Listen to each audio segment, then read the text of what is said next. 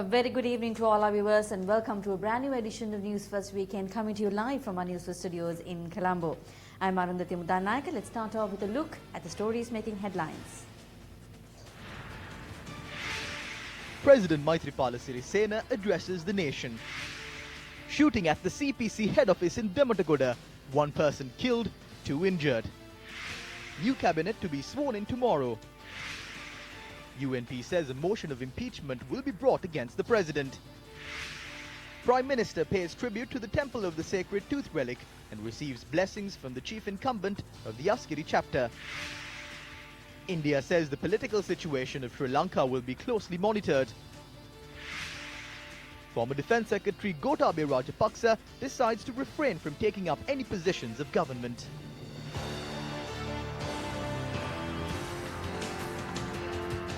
Well, News First Faraz Shaukat Ali is joining us now with an analysis of the current political situation in the country. Faraz, over to you. Thank you, Roy, and good evening. Amidst the serious political, or rather the constitutional crisis that appears to have engulfed our country, His Excellency President Maithripala Sirisena addressed the nation this evening. Let's hear some of the highlights of what the President said. රට සහ ජනතාව පෙරදැරූ දේශපාලනයේ නිරත වන අප Politicians like us who are committed to serve the people should always look at what is right for the people and will usher prosperity to the nation instead of one's political affiliations. I believe you remember the circumstances under which I became the common candidate in 2014 and the dangers I had to face in consequence. It was a risk and challenge that no politician in the history of the country wanted to accept. I faced this challenge despite the dangers to me and my family. I hope you will believe that the decision I took on the 26th of October 2018 is a decision that is far more challenging and risky than the decision I took on the 21st of November 2014. I must state with respect, honor and humility that I took both these decisions for the sake of the people and the country.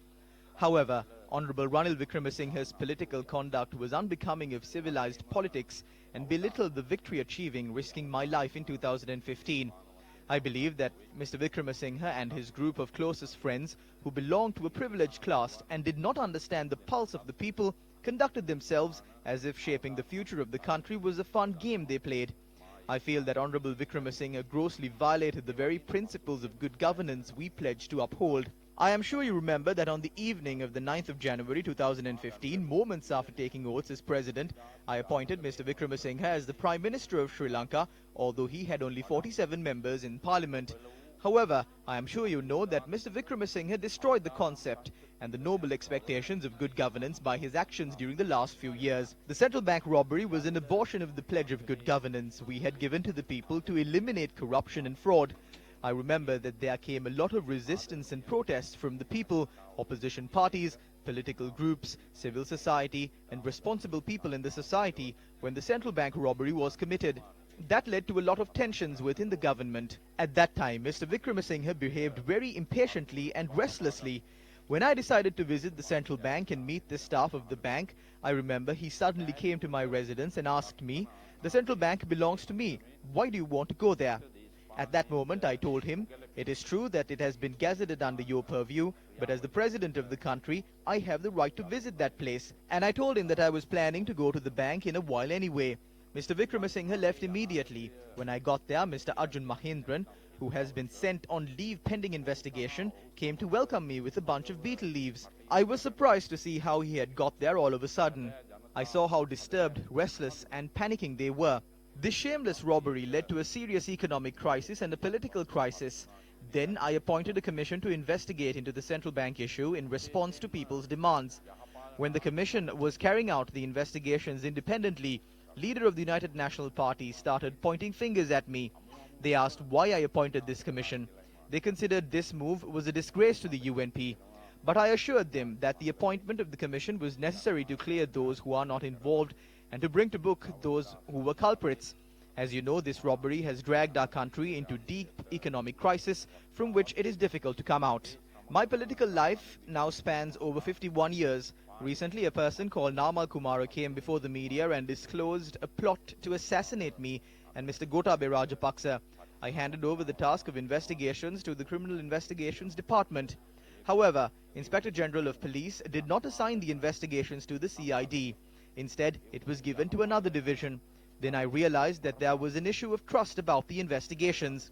Within 48 hours of the disclosure made to the media by the person called Namal Kumara, and investigations could commence on the plot. Inspector General of Police made a statement stating that there was a doubt about the voices in the tape recordings provided by that person.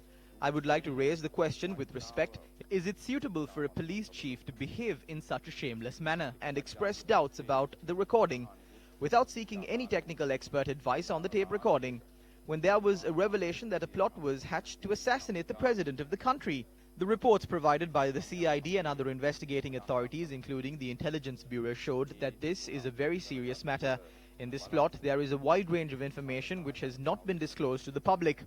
There is also an involvement of a cabinet minister in this plot to assassinate me. Furthermore, there have been tremendous pressure on investigations. There were instances of some responsible officers of the Attorney General's Department evading the investigation duties. Under these political problems, economic troubles, and the strong plot to assassinate me, the only alternative open to me was to invite former President Mahinda Rajapaksa and appoint him as Prime Minister to form a new government. In the last few years, the economic policy kept the trust merely on foreign investments, and that weakened our local industries. On one side, there was the weaknesses of the economic policy. Another is the Land Ordinance Special Act, which was presented to Cabinet last week. Then there was the paper on establishing a land bank. I strongly protested and postponed those cabinet papers. The majority of cabinet ministers were against these proposals. If the last week's Land Ordinance Special Act was passed by the cabinet and then by the parliament, all the lands of our motherland could be brought outright by foreigners without any difficulty. All the agricultural settlements established by honorable leaders like D.S.N. Naika, Bandar Naika and Gamini Disa Naika will be destroyed. This bill, presented under the political and economic vision of Mr. Ranil Wickremesinghe to adversely affect the land rights of the country, must be totally blocked by us. I must also tell you that the committee set up by Mr. Ranil Wickremesinghe to manage economy was totally fraudulent. The decisions taken by that committee were fraudulent. It was a major challenge to abolish it. As an alternative to that committee, I have established the National Economic Council. Mr. Ranil Wickremesinghe has taken everything possible to weaken that commission. Because of all these issues, the only alternative I was left with was to establish a new government with Mr. Mahinda Rajapaksa as the Prime Minister. Ranil Wickremesinghe and the UNP complained that the establishment of a new government and appointment of Mahinda Rajapaksa as Prime Minister was contradictory to the provisions of the Constitution of Sri Lanka.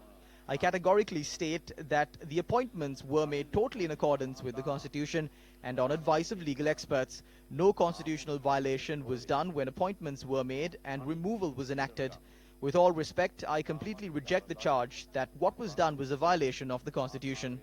ප්‍රතික්ෂේප කරනවා කියන එක ගෞරවයෙන් ඔබ සියලු දෙනාටම මෙහිදී සඳහන් කරන්නට ඕනේ. An incident took place today at the Ceylon Petroleum Corporation. That's right, Faraz. A 34-year-old individual was killed and 2 others were injured in a shooting that took place at the head office of the Ceylon Petroleum Corporation in Dematagoda.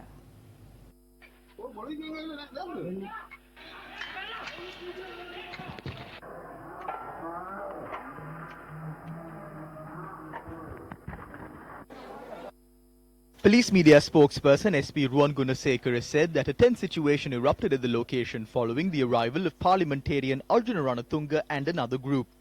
SP Gunasekara added that 3 people were injured in the shooting carried out by a security officer of the parliamentarian. It was later reported that 1 out of the 3 injured succumbed to his injuries upon admission to hospital.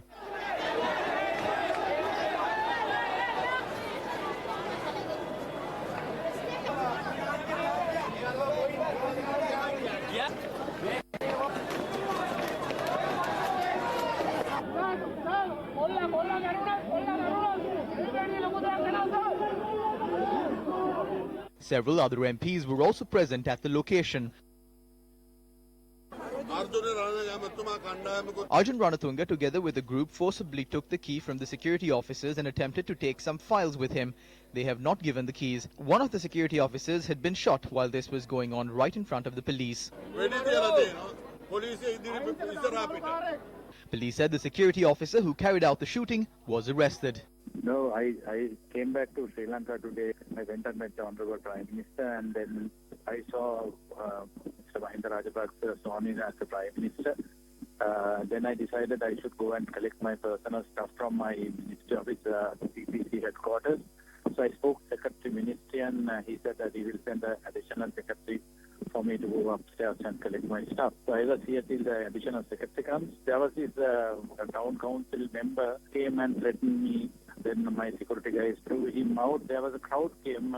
They came with that. They were trying to attack me. And then they were trying to attack the room I was staying in. Then my PSP guys shot that person.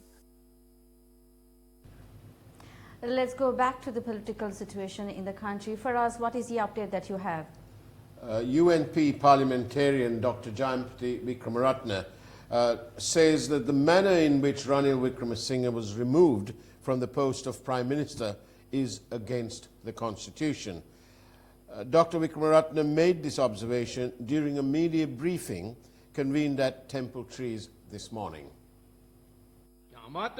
As per Article 48.2, the fate of the cabinet depends on the defeat of the appropriation bill or the budget proposal, or if there is an impeachment motion against the government passed in parliament. Only then can the cabinet be dissolved. At such a situation, the post of Prime Minister is automatically removed.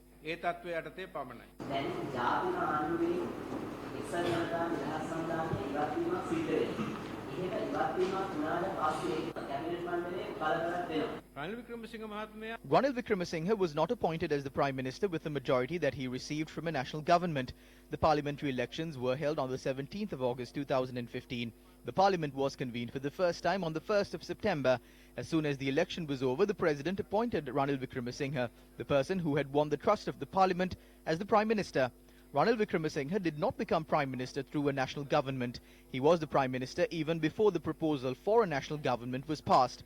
Therefore, when one party leaves, we fall back to the old position. That means the state we were in September 2015. Nowhere does it state that the government would be dissolved just because a party leaves a national government. There needs to be provisions. With the constitutional crisis the main topic of conversation right across the country, yet another group of UNP MPs held a media briefing at Temple Trees. This is to a certain extent a political conspiracy. This is grabbing power. We can be from the UNP, the SLFP or the Muslim Congress. We can have political parties, but do not look at this from a political angle. We are heading into a devastated country. This is the start. We will end up with a murderous culture, that is certain. As per the details at hand, we have the support of 120 members for sure. We are certain of the 113. The TNA will support any structure. They will receive the support of the TNA as well. The JVP will support a democratic framework.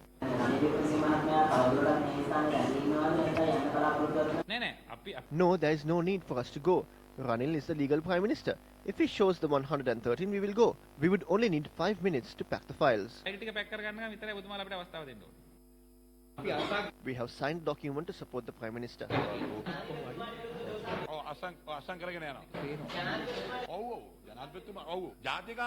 The Prime Minister doesn't have to leave just because MP Mahinda Amaravira and them left. We will start our protest on Tuesday and we will continue it. If the President does not listen to us in a democratic way, we will have to take this to the general public.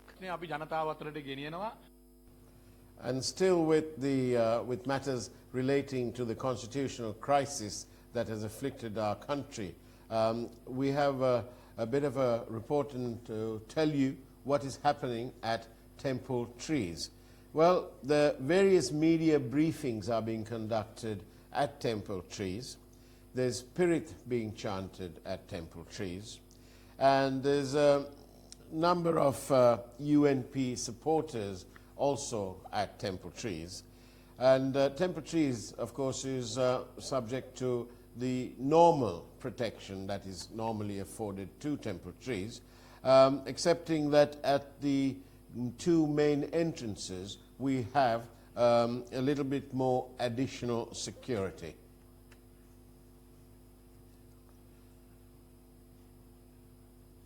Meanwhile, Prime Minister Mahinda Rajapaksa obtained blessings at the temple of the Sacred Tooth Relic in Kandy this morning. The group headed by Mahinda Rajapaksa first arrived at the Temple of the Sacred Tooth Relic. A large group of supporters, including parliamentarians, were gathered at the Temple of the Tooth upon his arrival.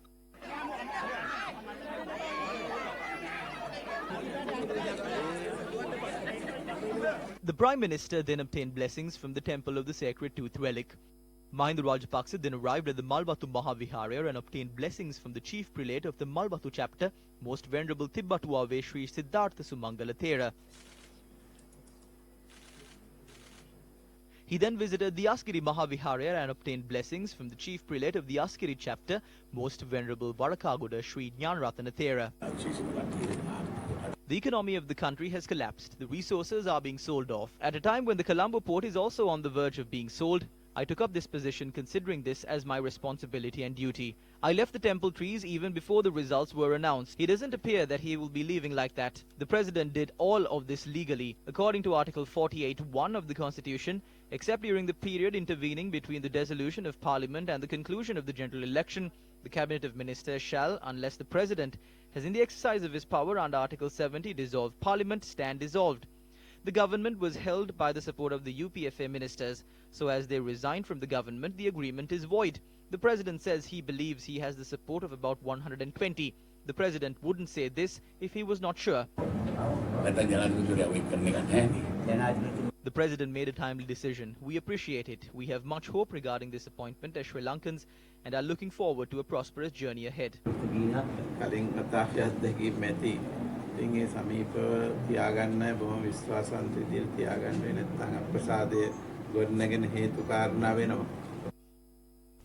And the Speaker of Parliament, Mr. Karu Jayasuriya, today issued a letter to the President, again to do with the constitutional crisis. The Speaker has made a request to President Maithripala Sirisena that the rights of Honourable Ranil Wickremesinghe be protected.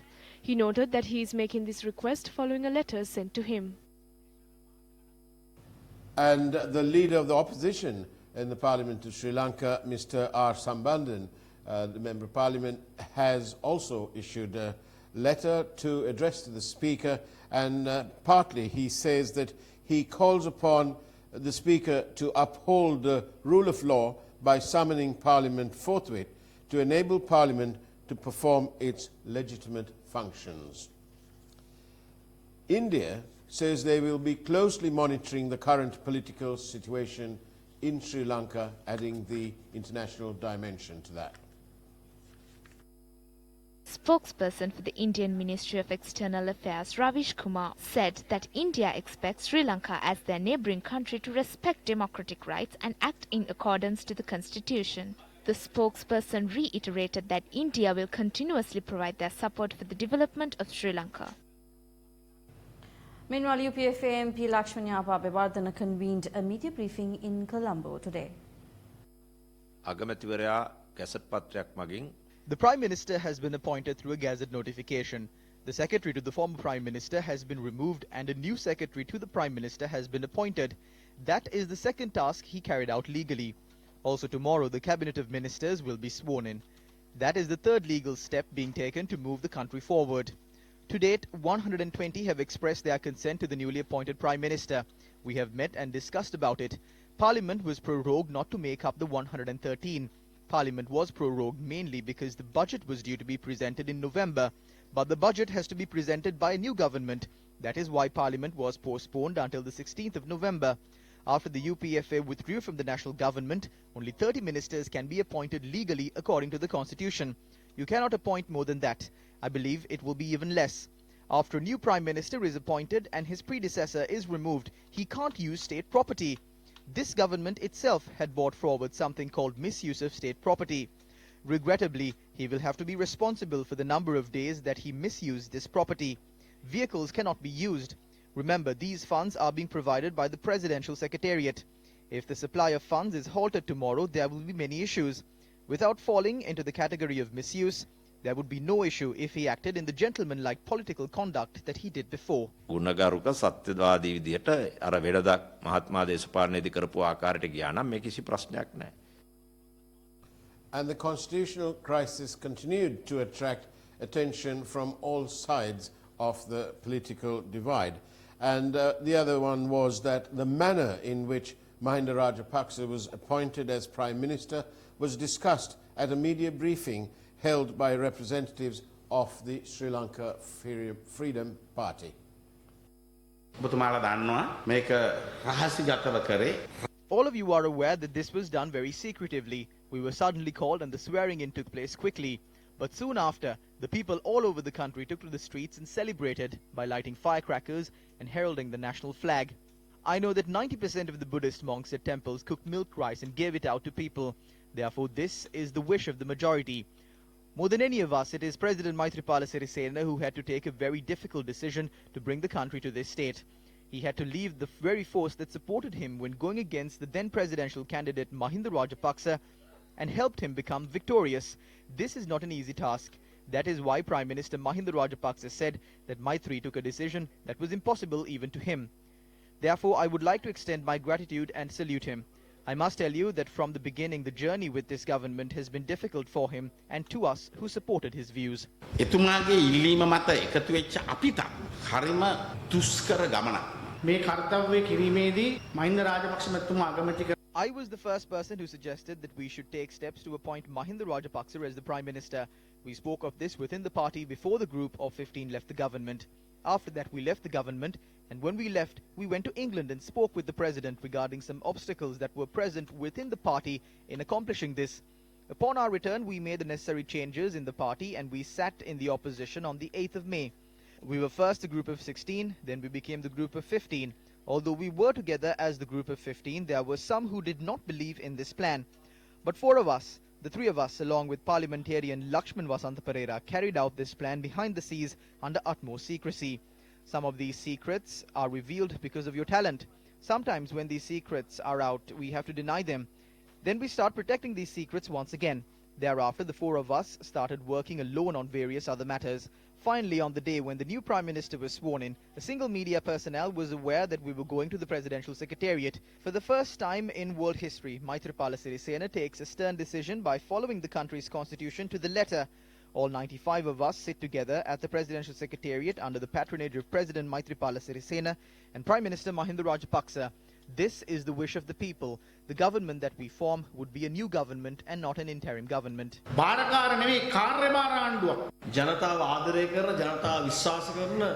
Rajapaksa is a leader who has won the hearts of the people. President Maithripala Sirisena is a leader who loves this nation. He has won the trust of the international community and the minorities of the country. This is a time that we need the combination of these two leaders. We cannot find solutions to the pressing issues of the country without these two leaders working together. When we met Sampantan, he said to give his solution, which Mahinda Rajapaksa agrees to. Unless we have Mahinda Rajapaksa's support, we will not be able to move forward with decisions that the majority of the Sinhalese in the south don't agree with.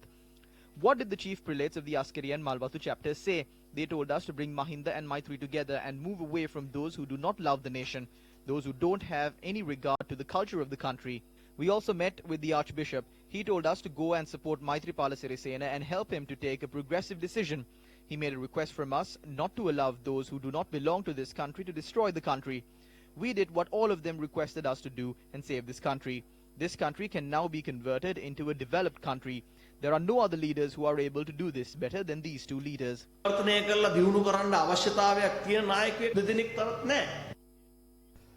on the periphery of the constitutional crisis, the former Defence Secretary, Mr. Gotabaya Rajapaksa, announced that he was not taking up any position in government.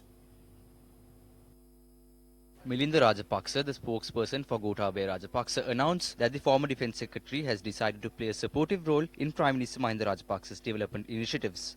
The spokesperson made the announcement while denying media reports that Gotabaya Rajapaksa will be appointed as the new Defence Secretary. And that was the news today on the constitutional crisis that has affected Sri Lanka. News First, Team News First, will continue to report and update you on the news as and when it happens up to date. Do watch News First. We are doing our duty towards the people, which is to keep the people fully informed and up to date on the events that are currently going on in Sri Lanka. Roy? Thank you, Faraz, for bringing us all the details. Now, moving on to other local stories. A woman was killed after being electrocuted due to illegal cable TV services in Jaffna.